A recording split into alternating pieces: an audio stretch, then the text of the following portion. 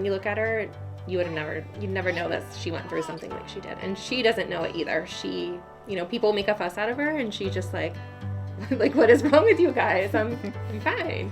So she doesn't know how amazing she is, really, and what she's been through. It was the end of April 2019, and Makenzie came down with what we thought was just like a tummy bug, a virus.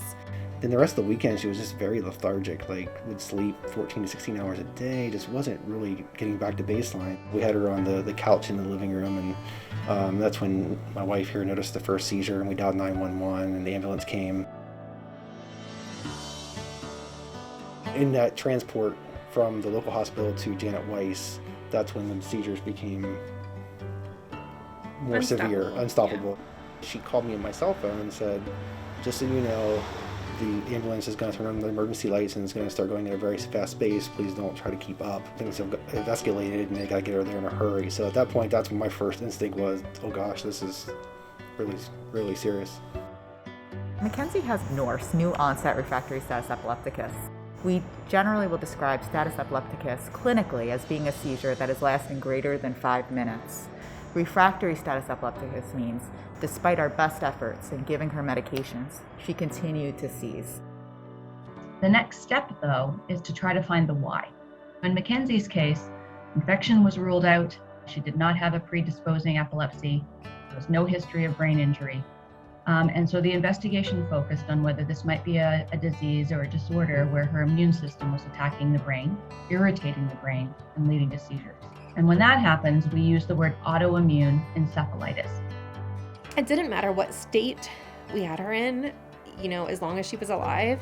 At that time, that's really all that mattered to us. Obviously we were praying for complete healing and the doctor's wisdom and things like that, but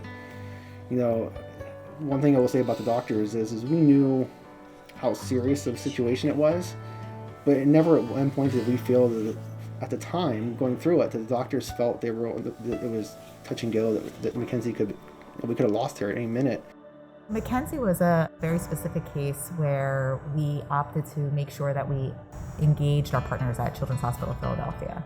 I've had the pleasure of sharing many patients with Dr. Banwell before. Dr. Banwell is recognized for her world-class expertise, specifically in autoimmune neurology. One of the main reasons that Dr. Morse and I share in Makenzie's care is because of experience in using the treatments that help dampen the immune system. And these treatments can be very safe when used properly, but like many things, experience is a helpful tool in making sure that one considers the appropriate dose, timing, monitoring, and safety surveillance. It allows us to have very open collaboration with a world-class partner and allows us to really emphasize that teamwork and that best-in-class practice, so that this way our patients are staying close to home, but getting the best care from not only experts here, but shared expertise from our partners at CHOP. At that point, I'm very pregnant, 7 months pregnant, and a daughter at home, and there was no way we could move. We would have if we had to, but it was just amazing that we didn't have to move Makenzie to get the care that she needed. Look at you go! It was like having a baby all over again. She had to do all her first all over again, learn how to walk, learn how to talk, learn how to eat. You say hi to Marissa. Good job. There. She's still averaging really anywhere between 10 to 20 seizures a month. Some of the seizure triggers that we think is change in body temperature. So she could be running around. It could be too hot outside, too cold outside. Bathtub too long, shower too long. Yep. Swim pool too long. 1,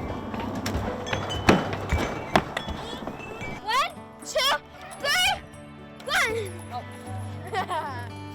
My hope is that she knows she can do anything. I don't ever want her to feel limited by her medical condition. My prayer every night is for seizure freedom. Ready? 1, 2, 3.